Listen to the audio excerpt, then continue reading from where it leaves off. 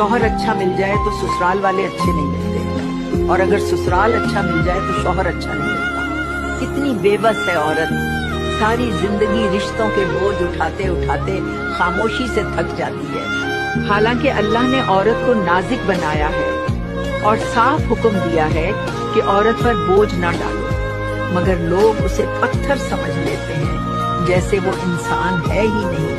सूरतुल बकरा में अल्लाह फरमाते हैं, किसी माँ पर उसकी ताकत से बढ़कर बोझ न डाला जाए। सोचो, जब माँ पर बोझ डालना मना है तो एक बहू पर पूरे खानदान का बोझ कैसे जायज हो गया। औरत पूरा खानदान संभाल रही है और फिर भी उसे शिकायत करने का हक नहीं। याद रखो, शौहर के घर वालों की खिदमत औरत पर फर्ज नहीं। अगर वो तुम्हारे माँ बाप की खिदमत करती है तो ये उसका बड़ापन है, उस पर शुक्रगुजार बनो।